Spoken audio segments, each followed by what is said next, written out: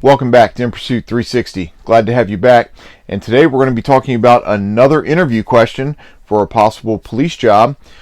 This one can be a little bit tricky, or maybe not. Kind of depends on how you look at it, and depends on how honest you can be with yourself. So what is this question?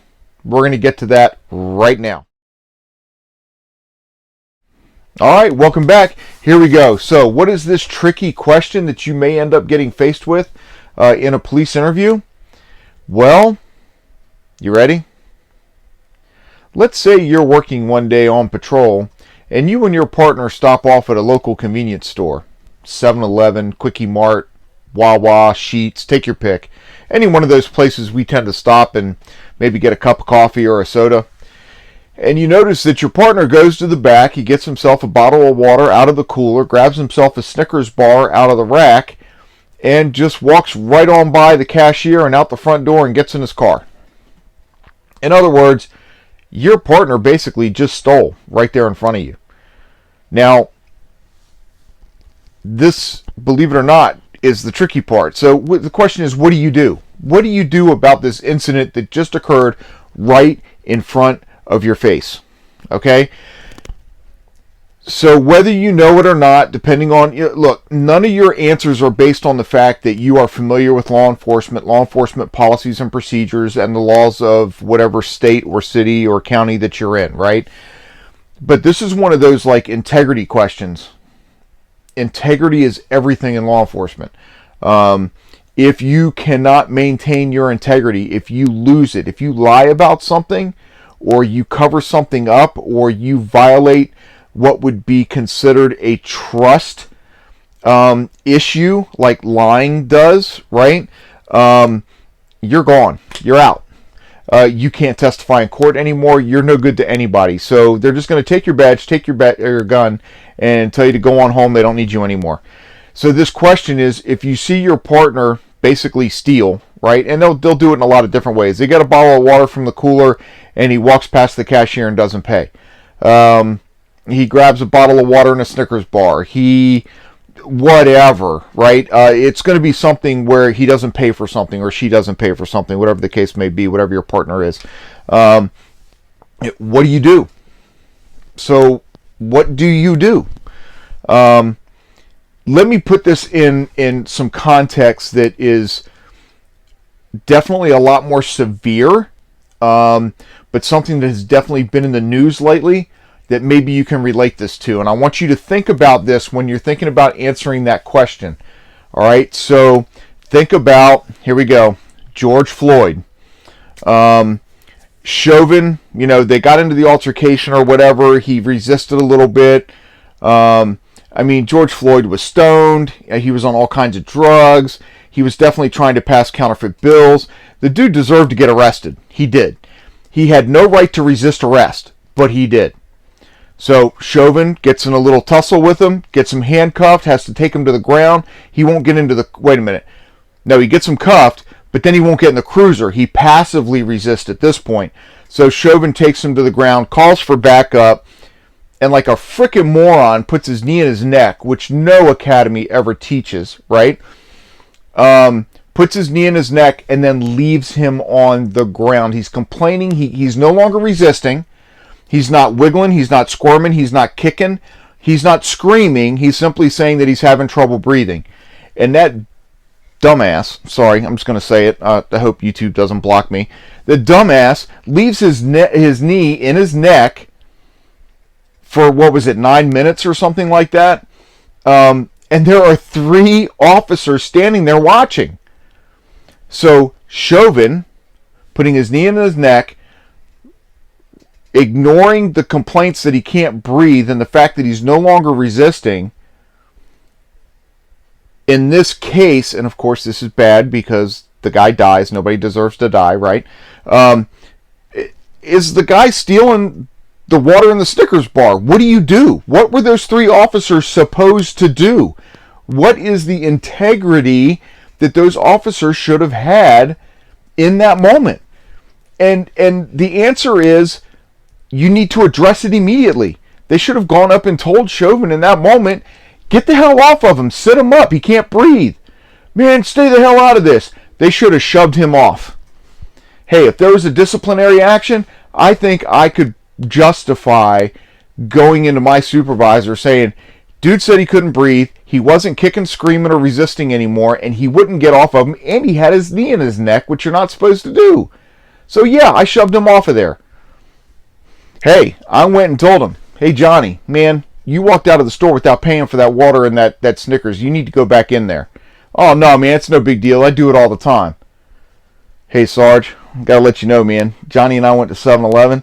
He went back to the cooler and took a bottle of water and a Snickers, walked out, didn't even pay for it. When I said something about it, he said it wasn't a big deal. He does it all the time. I don't know. I don't want to be associated with that. I'm going to let you deal with Johnny. Do you have what it takes to do that? Can you rat out a fellow officer? Is it really ratting him out? Or is it protecting the integrity of the badge, your agency, your profession, right? We can't have thieves. We can't have people that decide when they want to and when they don't want to follow the law or the policies and procedures or people's constitutional rights. We swear to uphold the Constitution, right? That's for everybody. We don't get to pick and choose. So if you get asked that question in an interview, you should very quickly be able to respond. First thing I would do is confront my partner and let them know that, hey, what they did wasn't right. They need to go back inside and pay for it now, and that they really should never do that again. And then if they refuse to do that, then you need to go to a supervisor and report them. You need to do something. You can't just let it go. Oh, the thin blue line and everything, so I wouldn't rat them out. I would just ask them not to do it again. You can't do that. You can't do that. It's wrong. If your partner does something wrong, it's wrong. Doesn't matter. I was working with Stafford. Fredericksburg City gets into a vehicle pursuit. They chase him into Stafford. We join in the pursuit. A couple of cruisers get damaged, right? We end up catching the guy. He slows down. I wasn't there. I heard about this later. But remember, I said Fredericksburg started the pursuit, right?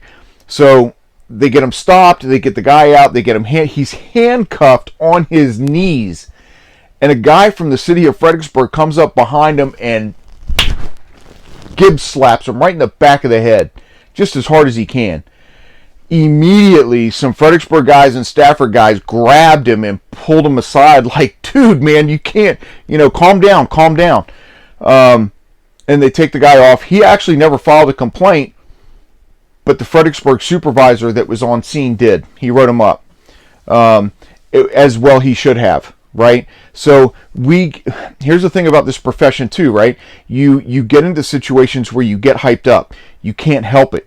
Here you are chasing somebody at 120 miles an hour. They've tried to hit you 3 times. It's like they're trying to kill you. If you're doing 120 and they try to ram you and you crash, you're probably going to die. You get really hyped up. So when you finally catch them, you're like, but you have to take that deep breath. Right? You got to calm yourself down. And if you can't do that, you need to let somebody else deal with the problem. Okay? So it's really no different in this whole steal a bottle of water, get a Snickers bar, walk out without paying. Right? You got to say something to them, get them to go back and fix it, or you need to report them to a supervisor. Even if they go back and fix it, you may want to let the supervisor know, hey man, Johnny went back and paid for it and everything was cool, but I don't know if he's ever done this before. You may just want to keep an eye out for this stuff. I do not want to get involved. Okay, so it's integrity, right? It's the reputation of you. It only takes one bad cop to make some stupid decision out there that affects the rest of us for weeks, months, or years. I mean, look at all the ambushes and stuff like that based off of some crap that happened out there. Most of it was a bunch of BS, but we still paid the price for these incidents, right? So be prepared to answer that question. What would you do in that case? They may even switch it now to bring you something more like a George Floyd scenario.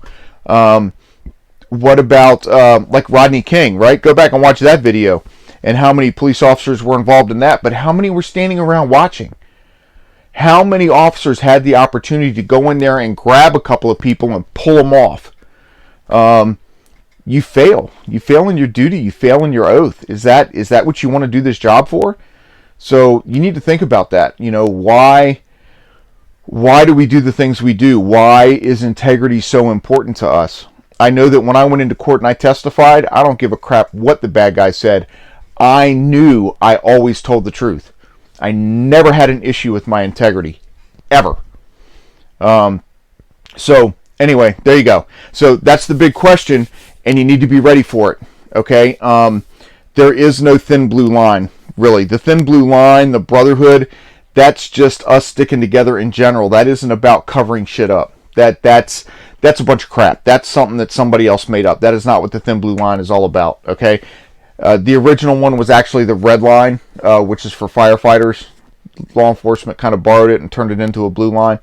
That's where that really comes from. It's a brotherhood. It's a thing of support. It's not some invisible line that we hide behind and help protect each other when we screw up. Okay. Most good police officers want to see the bad ones out, because it makes it harder for the rest of us. So there you go. Anyway, so there's your tough question for today. Hey, do me a favor. Make sure you subscribe to the channel down below. Hit that bell notification. You'll know when the next video is coming out. And don't forget, thumbs up, thumbs down. If you give me the thumbs down, though, please make sure you give me a reason why, and maybe I can make it better for the next time. Hope to see you again soon, and make sure you're safe out there.